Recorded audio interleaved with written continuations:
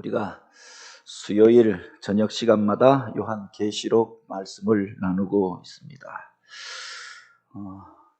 사실은 요사이 우리가 여러 가지로 마지막 때의 징조들을 바라보면서 그래서 더욱 요한계시록을 읽어야 할 때이고, 그래서 말씀 앞에 우리 자신을 세우면서 또 우리가 분별력을 가지도록 또 기도하여야 할 때인데, 제일 안타까운 게 우리 교회에서 수요 예배 시간에 성도들이 제일 적게 모이는 겁니다. 아마 이 말씀에 대하여서 그렇게 사모하는 마음도 없고 또 그렇게 말씀을 잘 전하지 못하여서 그런 것이 아닌가 그런 생각도 있는데, 오신 분들을 통하여서 우리가 다시 한번 이 말씀들을 한번 기억하고, 그리고 이 시대 가운데 세상의 징조를 통하여서 우리에게 말씀하시는 주님의 뜻을 우리가 분별하고 나아가는 그런 기회가 되길 원합니다. 오늘 저녁에 우리가 함께 나누고자 하는 말씀은 마지막 때를 사는 성도들에게 천사 셋이 전하여 준 메시지입니다. 요한계시록 14장 1절로 5절에 이어지는 말씀인데요, 우리가 이 요한계시록 10장부터 이어지는 메시지를 우리가 한번 이렇게 잘 들여다보면은 마지막 나팔 소리가 울려 퍼지는 시대에 성도들이 기억해야 할 것에 대하여서 이야기하고 있습니다. 우리가 세상 가운데서 여러 가지 소식들을 듣게 됩니다. 이 코로나 바이러스로 인하여서 온 세계가 격동하는, 처음에는 그냥 중국에서 한 도시에서 그냥 일어났던 과거에 또 스쳐 지나가는 그냥 감염병 사태, 조류 독감 이런 정도라고 생각했는데, 이것이 번져가면서 전 세계를 휩쓸고 또 우리 땅을, 수많은 사람들을 넘어뜨리고 먼 곳의 소식이 점점 다가오는 것들을 보게 되죠. 그 속에 마지막 때를 살아가는 성도들에게 주시는 경고의 메시지가 있잖아요. 이게 전부가 아니라 사실은 그 환경 파괴로 인하여서 그 지구 자체의 기온 그 변화들을, 또 그리고 그것으로 인한 그 재앙과 재난의 소식들을 듣게 되어지고, 뿐만 아니라 한순간에 이 지구를 초토화시킬 만한 그 거대한 핵무기들이 사실은 수만 기 이상이 그 미국 땅에, 또 러시아에, 또 중국에, 그리고 우리 가장 가까운 북한 땅에도 어제도 보니까 작년에 26기라고 했는데 올해는 35기를 가지게 되었다. 중국에는 300기가 넘게 가지고 있고 전 세계적으로 수만 개의 핵폭탄들을 가지고 있는 겁니다.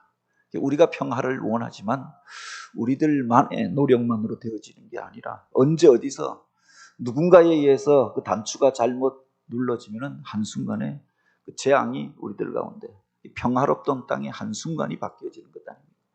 우리가 올해 이런 코로나19 사태가 오리라고 누가 생각했겠습니까? 기업마다 계획을 세우고 개인마다 이런저런 일들을 세우는데 어느 날 갑자기 이런 일들이 벌어지게 되는 거죠.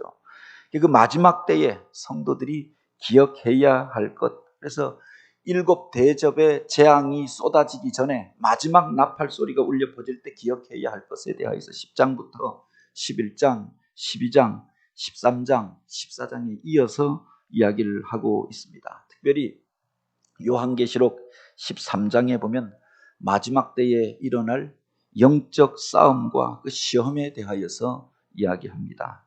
겉으로 보기에는 무슨 바이러스가 공격하는 것 같고 무슨 나라들이 열강등끼리 멀쩡하게 평화롭게 지내다가 미국과 지도자 한 명을 잘못 세우고 그가 자기 어떤 권력욕과 그 집권 연장욕에 휩싸이게 되어지면 예기치 못한 행동들을 만들어내는 겁니다. 중국에서 새로운 권력자가 나서 그 권력을 유지하고 일당 독재를 유지하기 위해서 이런 것들이 점점 위기를 고조시켜가고 있잖아요. 그 중간에 우리나라가 끼어 있는 겁니다. 근데 겉으로 보여지기에는 무슨 바이러스 사태이고 또는 그 경제적인 그렇게 충돌이고 열강 간의 정치적인 그 대립이고 이렇게 보이지만 그 이면에 바로 마귀 사단이 바로 이와 같은 사람들을, 나라들을 격동하여서 바로 파국과 멸망을 향하여서 이 땅을 이끌어가고 있다라고 하는 겁니다. 13장에 보면 그 속에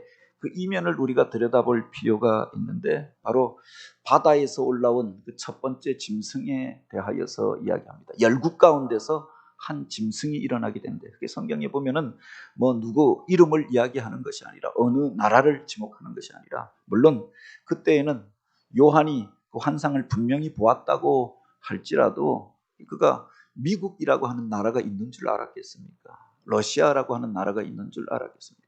그런데 열강 가운데 무슨 괴물과도 같이 그 수많은 군대를 이끌고 바로 그 바다로부터 상륙하여 올라오는 그들의 모습을 보았겠죠. 그가 일어나는 것들을 마치 무슨 파노라마처럼, 드라마처럼 그가 보게 되고 그것을 바로 기록하여서 그렇게 말하였던 것 아닙니까? 내가 보니 바다에서 한 짐승이 나오는데 뿔이 열이요 머리가 7이라. 그런데 여기에 보면 그 뿔에 그 왕관을 쓰고 있는데 그 머리에 신성을 모독하는 이름들이 쓰여져 있더라.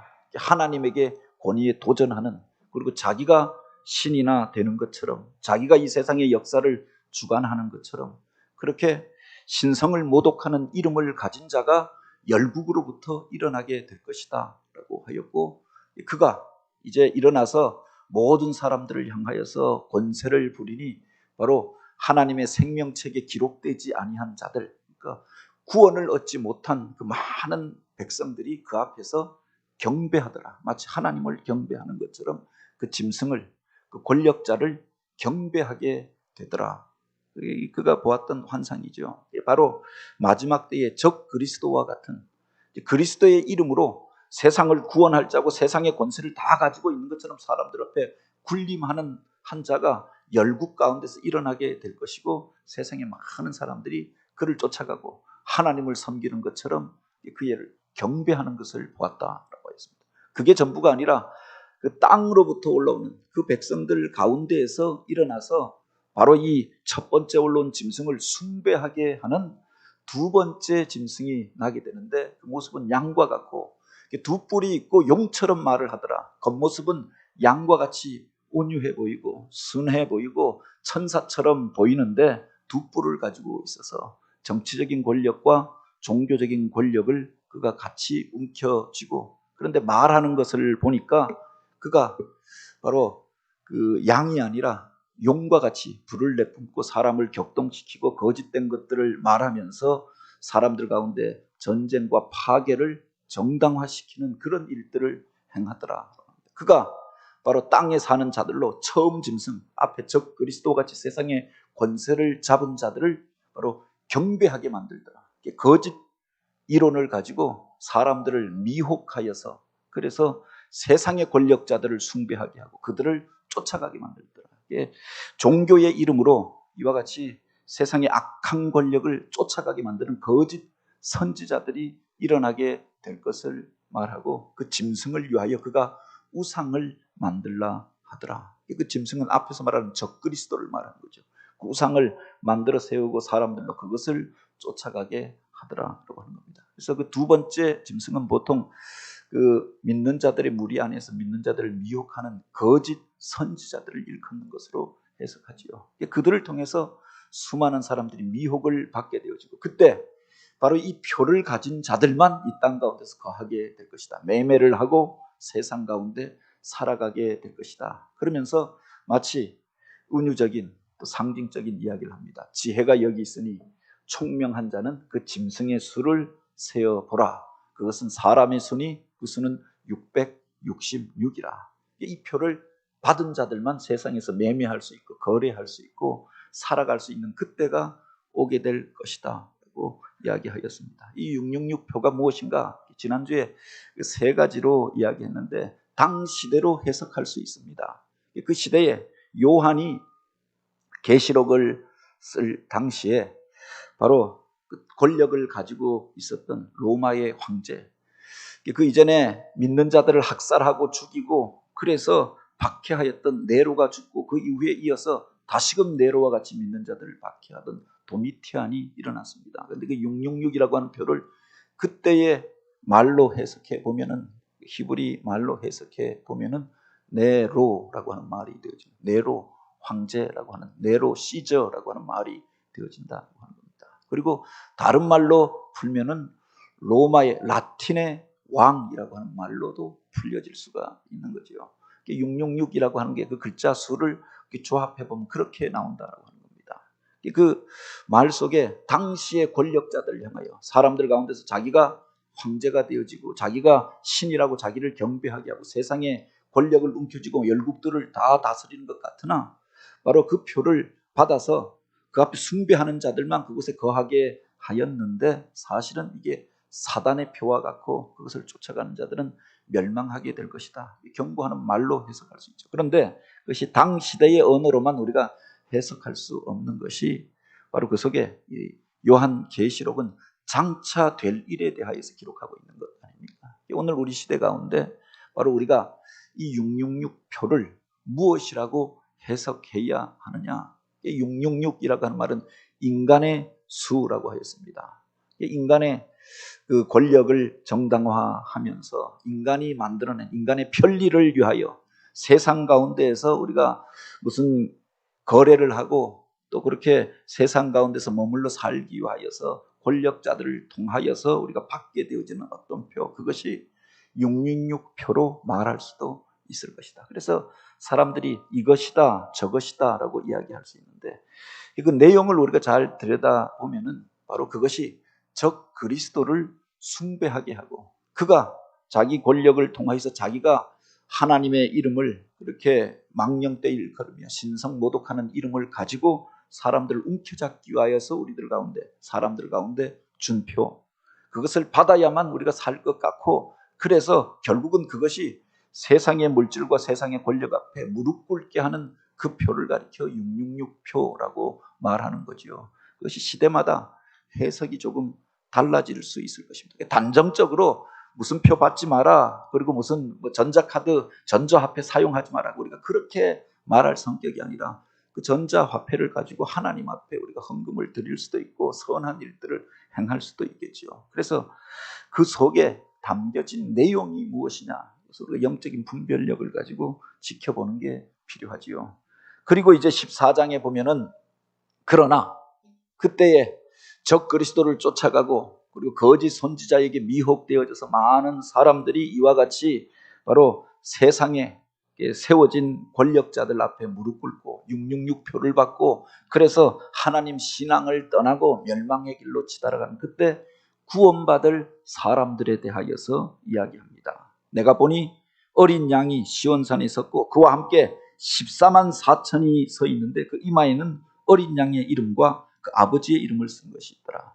세상 많은 사람들은 이마와 손목에 666의 표, 마귀 사단의 표, 세상 권력자의 표를 붙잡고 그거 가지고 세상 속에서 편리한 삶을 살겠다, 세상의 것들을 쫓아가는 그때 어린 양 대신 예수 그리스도의 표를 가지고 바로 하나님의 그 이름을 쓴 그것을 가지고 살아가는 이들이 있음을 이야기하죠. 그들이 시온산에 서고 어린 양과 함께 그 영광의 자리에 구원의 자리에 서게 될 것을 이야기하는 겁니다. 대비되어지는 모습을 같이 보여주고 있는 것 아닙니까? 이 땅 가운데에서 세상의 권력자를 따라서 그래서 멸망의 길을 향하여 함께 쫓아가는 백성들이 있을 것이지만 그러나 그때 14만 4천은 구원함을 얻고 하나님 앞에 서게 될 것이다. 물론 이 14만 4천에 대한 이야기는 앞에 나오는 요한계시록 7장에 보면은 이스라엘 백성들 가운데 구원받을 자들에 대한 표시로 등장합니다. 그런데 14장 이후에 나오는 14만 4천은 바로 열국 가운데서 새 이스라엘 백성들 가운데서 하나님을 믿고 구원함을 얻을 백성을 상징하는 수로 우리가 해석해야 한다는 겁니다. 그래서 우리가 이것을 잘 이해해야겠습니다. 어리석은 사람들은 이른바 축작 영감설이라고 해서 그 글자 자체를 14만 4천 명만 구원 얻는다고 이야기하는데 성경을 통해서 우리가 잘 들여다보면 너희가 나아가 만민에게 복음을 전파하라 이야기합니다. 그러면 나가서 만 명에게만 복음을 전파하라는 말이 아니죠. 모든 사람에게 복음을 전파하라라고 하는 말이 아닙니다. 온 백성이 주님 앞에 나와 그렇게 예배하고 경배하더라. 이 백성이라고 하는 건 100가지 성을 말하잖아요.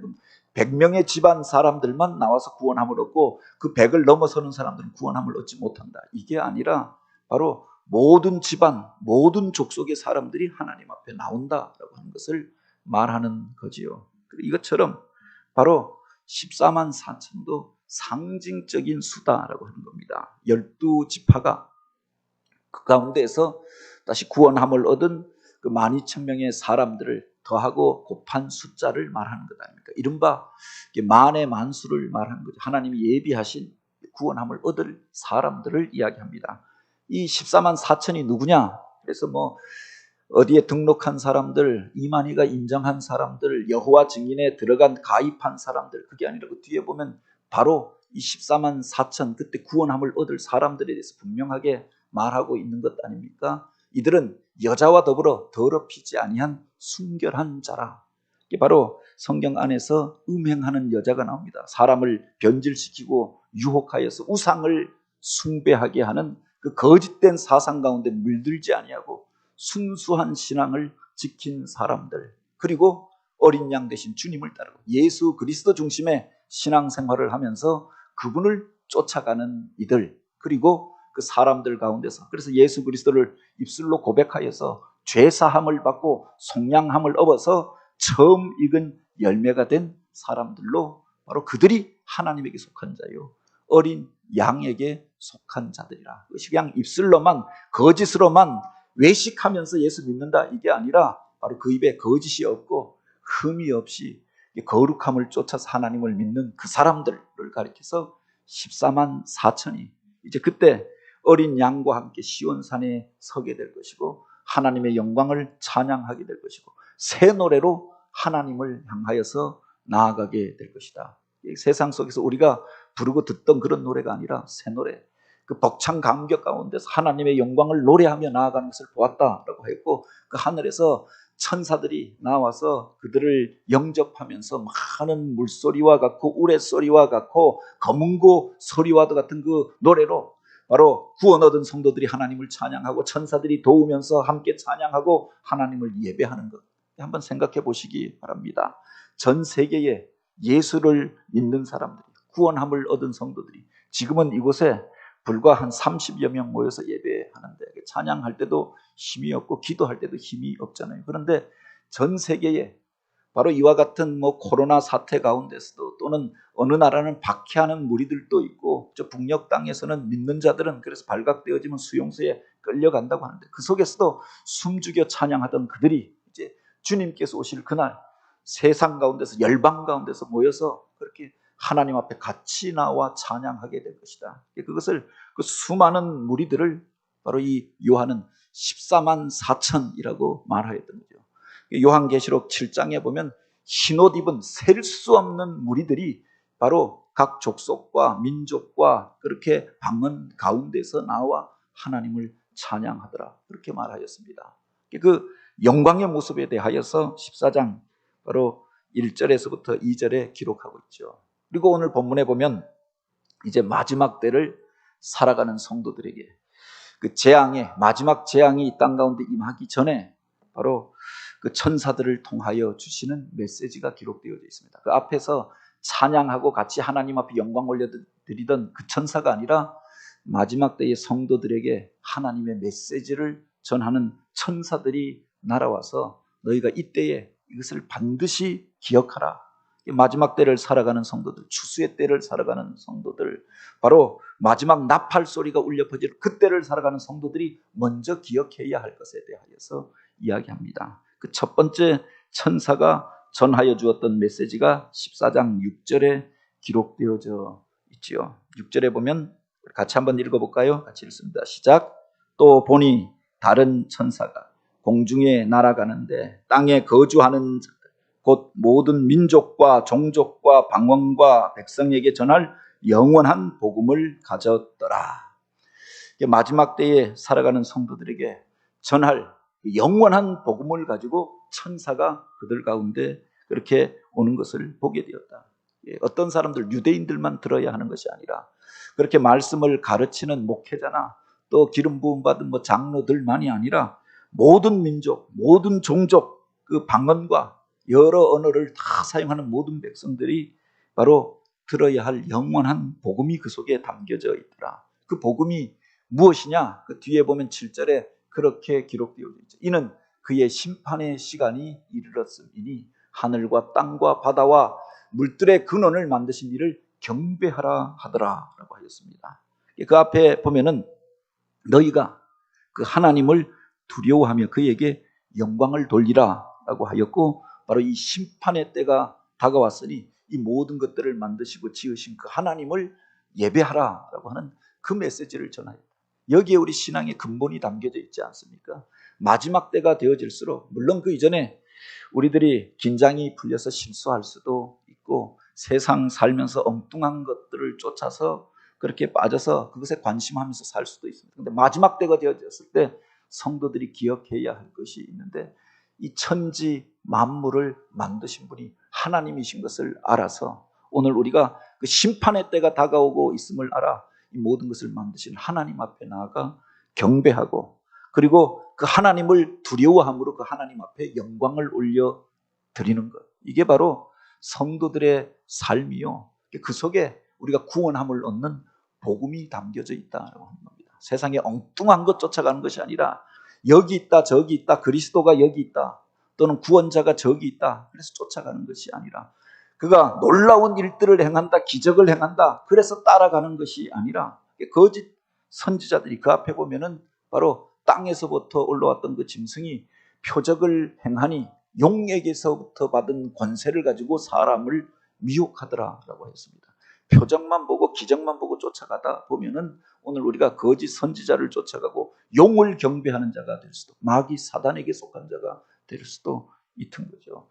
중요한 것은 이 천지 만물을 만드신 그 하나님을 두려워하면서 우리가 바른 신앙 안에 서는 것 아닙니까? 그래서 모든 영광을 하나님 앞에 올려드리는 것, 즉 그리스도에게 드리는 게 아니라, 용을 경배하는 것이 아니라, 거짓 선지자를 쫓아가는 것이 아니라 바로 그 하나님 앞에 영광을 올려드리는 것. 신앙의 가장 중요한 것이 바로 여기에 있지 않습니까? 너희가 먹든지 마시든지 무엇을 하든지 하나님의 영광을 위하여 하라. 이 신앙의 첫 번째 그 태제가 바로 여기에 있는 거죠. 그 하나님을 섬기고 심판의 때가 다가왔으니 우리들 안에 온전치 못한 것들을 회개하고 그 하나님을 예배해야죠. 세상에 많은 사람이 다른 것들을 경배하잖아요.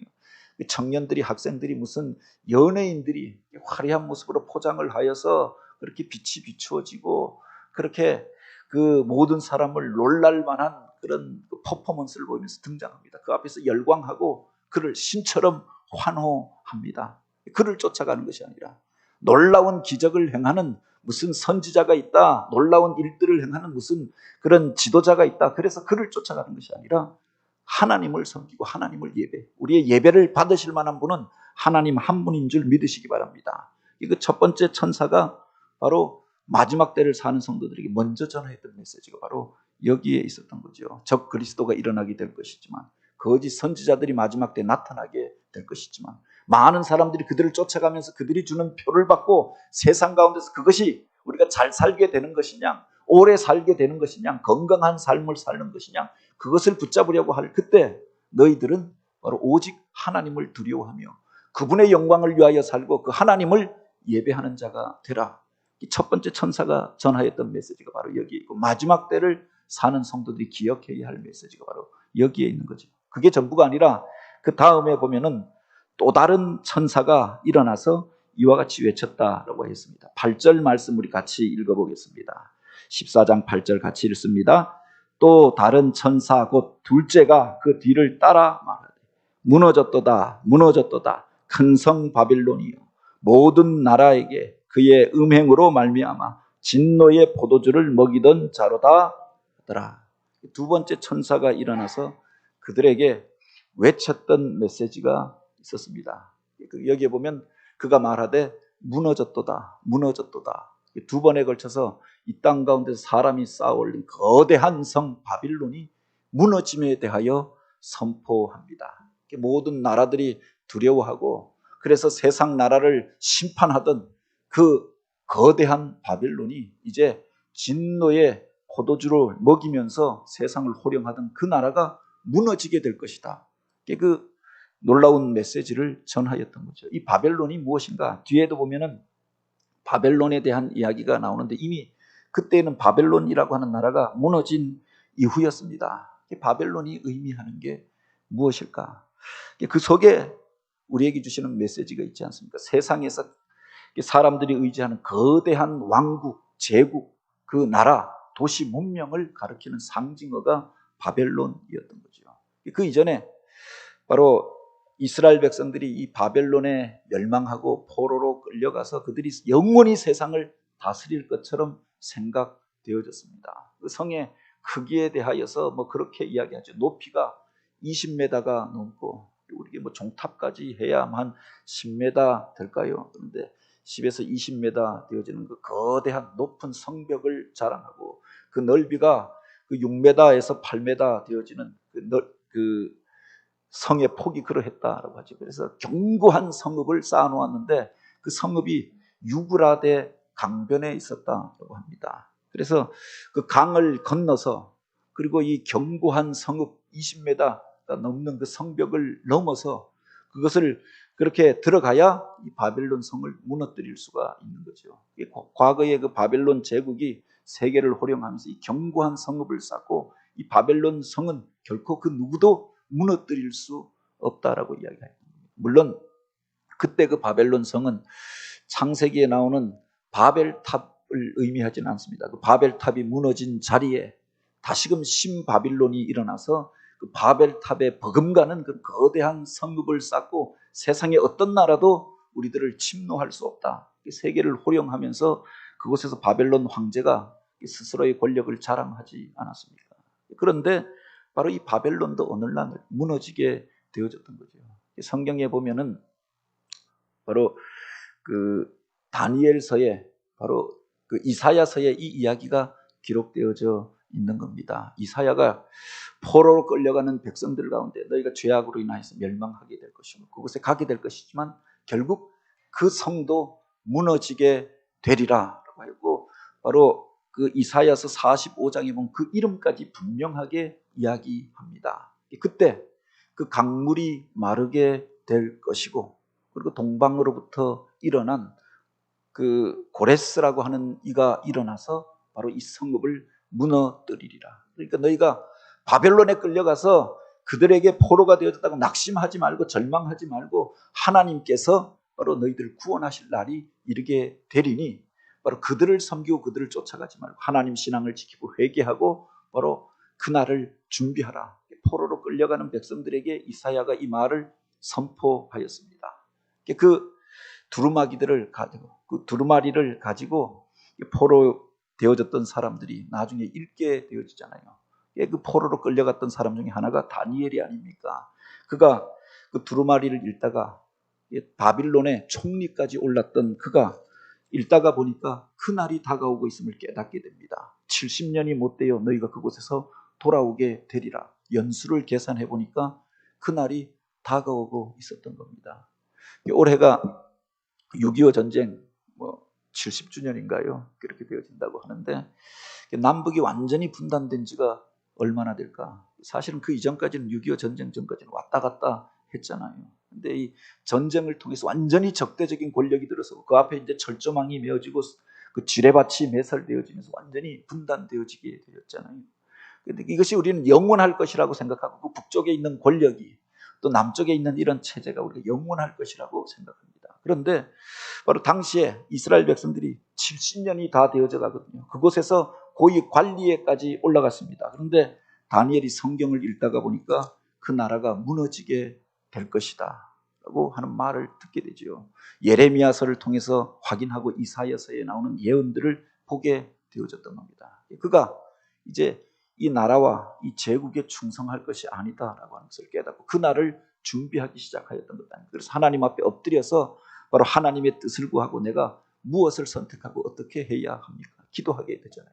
그리고 그 이후에 이 고레스를 통하여서 바벨론이 멸망하게 되어지는데 그런 이야기들을 합니다. 전설에 의하면 그 고레스에게 이 바벨론을 멸망시킬 방법을 가르쳐준 이가 다니엘이라고 하지요. 그래서 그 이후에 그가 나중에 보면은 이 바벨론에서 고위 관리에 있었던 그가 이제 그 페르시아가 그 땅을 정복한 이후에 그곳에서 더 높은 자리에 올라갑니다. 총리의 자리까지 올라가서 바로 그 팔도를 다스리고 호령하는 자가 되어졌다. 그런데 그가 이 성경의 말씀을 그에게 가져다 주고 그래서 고레스가 하나님을 믿게 되어지고 이 말씀의 원리를 쫓아서 그 바벨론을 공략했다라고 하죠.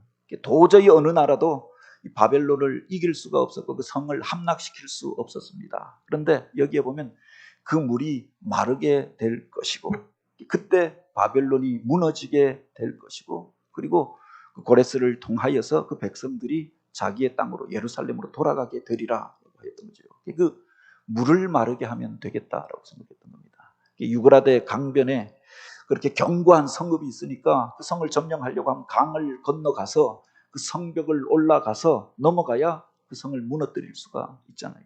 그런데 고레스가 택하였던 방법이 있다고 하죠. 이 말씀의 힌트를 얻어서 그 유브라데 강의 물줄기를 돌려버렸던 겁니다. 그 상류에서 내려오던 물을 바로 이 바벨론으로 들어가던 물줄기를 막아서 그 반대편의 늪지대로 물줄기를 돌려버리고 나니까 그 물이 더 이상 유브라데 강의 물이 바벨론을 향하여 흘러가지 않게 됩니다. 강바닥이 말라버리잖아요. 그러니 그 물이 바벨론을 향하여 들어가던 수로가 거대한 수로가 있어서 그 안에 사람들이 그 물을 먹고 마시고 오물들이 그걸로 흘러갔는데 그 바로 수로를 통하여서 바로 메대 파사의 군대들이 밤중에 들어가서 바벨론을 함락시켰던 거죠. 누구도 우리를 점령할 수 없다라고 생각하였는데 바로 하나님의 말씀 앞에 그들이 무너지는 도리가 있었던 거지요. 그런데 우리가 기억해야 할 것이 이 시대 가운데 하나님께서 이 이야기를 하시는 겁니다. 마지막 때에 너희가 의지하던 바로 큰 성 바빌론이 무너지게 될 것이다. 그런 시대에 우리가 살아가고 있잖아요. 우리가 지금은 미국이라고 하는 나라가 세계를 호령하여서 무너지지 않을 것이라고 생각합니다. 중국이 우길 성천의 기세로 그렇게 일어서고 있으니까 여기에 대항할 나라가 없다고 생각합니다. 그런데 하나님이 역사하시면 한순간에 세상의 제국은 무너져 내릴 수 있는 거죠. 그 징조들을 우리가 보지 않았습니까? 과거에 일제가 세계를 지배하면서 이 땅의 많은 지식인들이 그들 앞에 굴복하는 것이 우리가 사는 길이다. 그래서 젊은이들을 향하여서 바로 이 성전에 나서고 태평양 전쟁에 나서고 그리고 우리가 황국 신민이 되는 게 잘 사는 길이다라고 하였습니다. 그런데 한순간에 멸망하였잖아요. 핵무기가 떨어지고 나니까 핵폭탄 리틀보인가요? 그것이 히로시마, 나가사키에 떨어지고 나니까 폭탄 하나에 도시 자체가 그 거대하던 도시가 잿더미가 되어져 버리고 말았다. 그 나라가 한순간에 무너져 버렸던 것 아닙니까? 그 나라를 쫓아가던 사람들은 얼마나 황망했겠는가. 그래서 이 땅에서 친일하던 사람들은 다 짐 싸들고 야반 도주하고 신분 세탁하고 그리고 이 땅에 와서 호령하던 일본 사람들도 그날부터 짐 싸서 밤중에 아무도 모르게 몰매 맞아 죽을 테니까 도망하게 되어졌던 거죠. 세상 권력 쫓아가던 이들이 그렇게 될 수 있다라고 합니다. 9.11 테러 같은 경우도 그렇잖아요. 미국의 그 중심부에 뉴욕에 세계 자본주의의 상징으로 세워졌던 게 바로 세계 무역센터 빌딩입니다. 미국이 세계 자본주의의 중심이다. 그리고 오늘 우리가 바로 이 세계를 호령하는 나라다. 그 상징으로 쌍둥이 빌딩을 세웠는데 한순간에 비행기 하나가 가서 테러를 하면서 부딪히고 나니까 그것이 그냥 하루아침에 무너지는 겁니다. 그 앞에 세계의 유수의 은행, 보험회사, 그리고 금융회사, 그리고 세계의 각 기관들이 다 모여 있었는데 그 두뇌들이 한순간에 그곳에서 무너지고 죽게 되어져 비참한 일들을 당하게 되어졌던 것 아닙니까? 어쩌면 그 속에도 경고의 메시지가 있는 것 아닙니까? 우리가 영원할 것처럼 생각하는 그것이 한순간에 무너질 수 있다라고 하는 거죠. 그래서 이 천사가 이 이야기를 하는 겁니다. 무너졌도다, 무너졌도다, 큰 성 바벨론이요. 모든 나라에게 그의 음행으로 말미암아 진노의 포도주를 먹이던 자로다. 자기가 세상의 심판자가 되어져서 따르지 않는 이들을 그렇게 진노의 채찍을 들어서 그렇게 괴롭히고 그들에게 진노의 포도주를 먹이고 세상을 호령하던 그 성이, 그 도시가, 그 문화가 한순간에 무너지게 될 것을 경고하는 거죠. 그리고 세 번째 천사가 날아와서 그렇게 이야기합니다. 24장 9절 말씀, 10절 말씀 우리 같이 이어서 같이 보시겠습니다. 14장 9절 10절 같이 읽습니다. 또 다른 천사 곧 셋째가 그 뒤를 따라 큰 음성으로 이르되 만일 누구든지 짐승과 그의 우상에게 경배하고 이마에나 손에 표를 받으면 그도 하나님의 진노의 포도주를 마시리니 그 진노의 잔에 섞인 것이 없이 부은 포도주라. 거룩한 천사들 앞과 어린 양 앞에서 불과 유황으로 고난을 받으리니.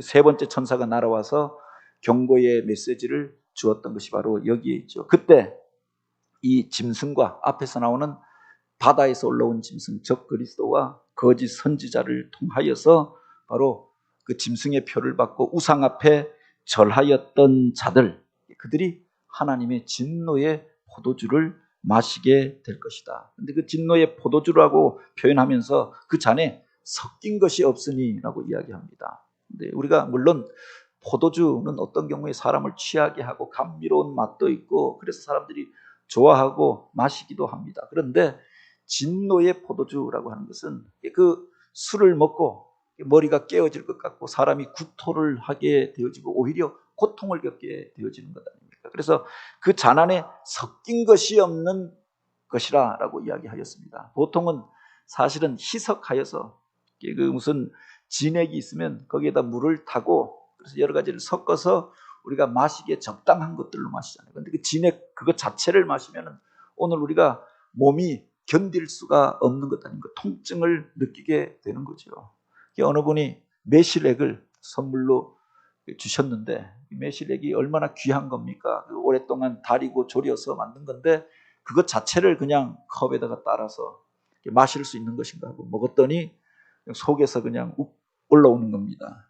그것에 물을 타서 적당하게 얼음도 넣고 해야 마실 만한. 이 진노의 포도주라고 하는 것이 그런 것이다. 과하면은 문제가 되어지는데 바로 오늘 우리 가운데 이런 고통을 만들어내고 세상에 우리가 마시고 먹었던 것들을 다 토하게 만들고 그것으로 인해서 육체와 삶을 파괴하는 그것들이 그들 안에 있다라고 하는 겁니다. 세상 가운데서 우상에게 절하고 그 이마와 손에 그 표를 받았던 자들, 그들이 바로 이런 하나님의 진노의 포도주를 마시게 될 것이고 결국 천사들 앞과 어린 양 앞에서 그들이 바로 고난을 받게 되리니 그것으로 인하여서 마지막 때 책망을 받게 되고 심판을 받게 될 그날이 오게 될 것을 우리에게 말하고 있지 않습니까? 그러므로 그의 이름표를 받은 자는 누구든지 밤낮 쉼을 얻지 못하리라. 세상 가운데서 열심히 살아갑니다. 성공하기 위해서 권력자들을 찾아가고 열심히 일하면서 세상의 문화 가운데 적용하려고 그렇게 연구하고 고민합니다. 그런데 쉼을 얻지 못하고 이 땅 가운데서 고난 당하고 결국은 하나님 앞에서 심판에 이르게 된 인생에 대하여서 이야기를 하는 거죠. 마지막 때에 대하여서 이야기하며 마지막 때를 살아가는 성도들을 향하여서 새 천사가 일어나서 바로 이와 같이 경고하는 겁니다. 너희가 바로 그때에 영원한 복음을 간직하라. 하나님을 섬기는 자들이 되라. 돌이켜 하나님 앞에 영광 올려드리고 하나님을 예배하는 자가 되라.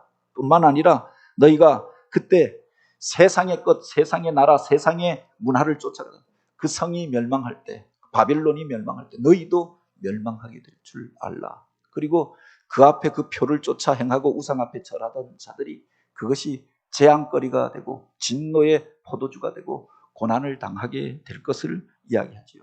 그리고 바로 이렇게 이야기합니다. 세 번째 천사를 통하여서 전하여 준 또 하나의 위로의 메시지가 있지 않습니까?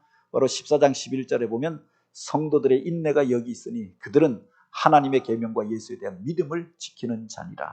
마지막 때에 바로 이런 유혹이 있을 것이고 미혹하는 일들이 있을 것입니다. 그때 인내하면서 힘들더라도 믿음을 지킨 사람들, 어렵더라도 예배의 자리를 지켰던 사람들, 미혹이 있었지만 우상을 숭배하고 거짓된 것을 쫓아가지 아니하였던 그 사람들, 그 믿음을 지킨 자들이 그때 영광의 자리에 서게 될 것을 이야기하면 13절에 보면은 제가 장례식에 가서 특별히 믿음으로 하나님을 영접하고 이 세상을 떠나갔던 분들 가운데 바로 자주 전하는 말씀인데 바로 그때 믿음을 지킨 자들에게 주시는 약속의 말씀이 기록되어 있죠. 14장 13절 말씀 우리 같이 한번 읽겠습니다. 같이 읽습니다. 시작.